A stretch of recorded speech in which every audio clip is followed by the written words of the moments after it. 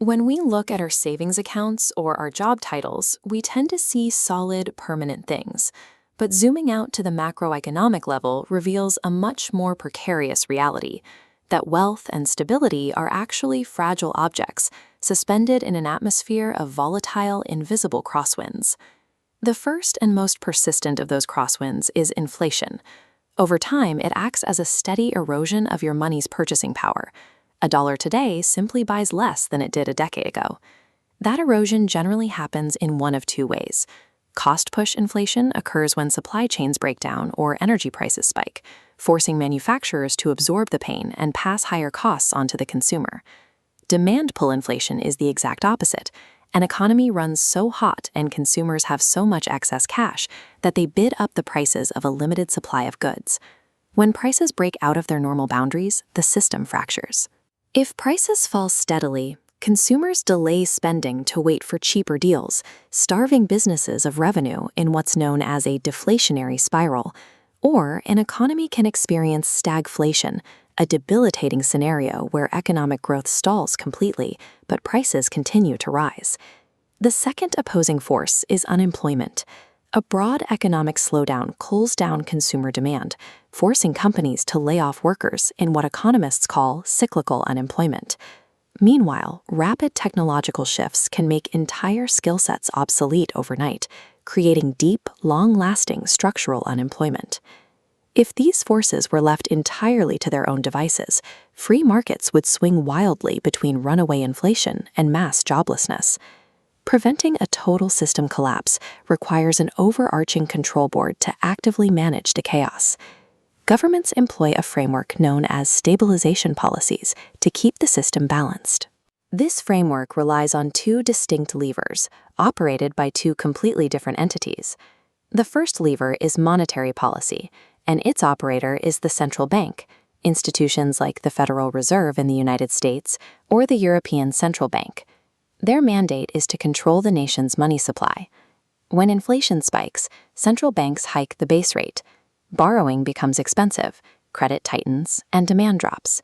During a recession, they reverse this. Lowering rates opens the credit spigot. Cheap borrowing incentivizes businesses to invest, stimulating the economy. They can also influence how much cash is actually circulating. By adjusting reserve requirements, central banks dictate exactly how much capital commercial banks must keep in the vault versus how much they can lend out. They also conduct open market operations, buying or selling government securities to directly add or remove cash from the banking system. Monetary policy acts as the agile first line of defense. Central banks can react quickly to economic shifts, steering the massive ship of the economy simply by altering the cost and availability of money itself. When manipulating interest rates isn't enough, we turn to the second, much heavier lever, fiscal policy. This lever is operated directly by the government. The intellectual foundation for this approach was laid by the English economist John Maynard Keynes. Observing the catastrophic failure of free markets to self-correct during the Great Depression, Keynes argued that governments had to step in and actively manage demand. During severe downturns, governments borrow money and inject capital directly into the economy. Funding infrastructure and jobs artificially restores demand. Conversely, to fight dangerous inflation, they deploy a contractionary policy. Raising taxes or cutting public spending vacuums excess cash right out of the loop. Notice the difference in approach.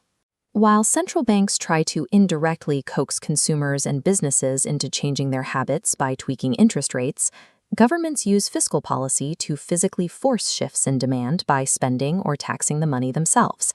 In a textbook, these dual levers work flawlessly. In reality, they are highly imperfect mechanisms, constantly grinding against severe real-world friction. Fiscal policy suffers from massive time lags. By the time politicians recognize a crisis, draft legislation, and pass a spending bill, the economic landscape has already completely changed. Heavy government borrowing can also crowd out private investment. And politically, once a government turns on the stimulus taps, shutting them off and returning to austerity is almost impossible without facing intense public backlash. Monetary policy has its own breaking points. We saw this clearly during the 2008 financial crisis. Central banks slashed interest rates to try and revive the global economy, but they quickly hit the absolute floor of 0%. The traditional lever was pulled as far as it could go, and it still wasn't enough. With interest rates paralyzed, central banks deployed an unconventional extreme measure known as quantitative easing, or QE. Instead of trying to make borrowing cheaper, the central bank created new money and injected it directly into the financial system by buying up government debt and mortgage-backed securities from commercial banks. The inevitable hangover to that policy is quantitative tightening. To prevent trillions of dollars in excess liquidity from inflating asset bubbles, central banks eventually have to sell those securities back to the market, draining the money out of the system. It is a precarious high-wire act, pulling cash away without accidentally triggering a recession. These growing tensions have given rise to ideas like modern monetary theory. This controversial framework suggests we should rethink the rules entirely, arguing that governments capable of printing their own currency shouldn't fear sovereign debt and must use fiscal policy as the undisputed engine of the economy. Ultimately, a stable, perfectly functioning economy is an illusion. It is a fragile equilibrium maintained by the constant, highly stressful calibration of these fiscal and monetary levers. Understanding the mechanics of this machinery is the only way you can anticipate the shifting tides of your own investments, savings, and labor.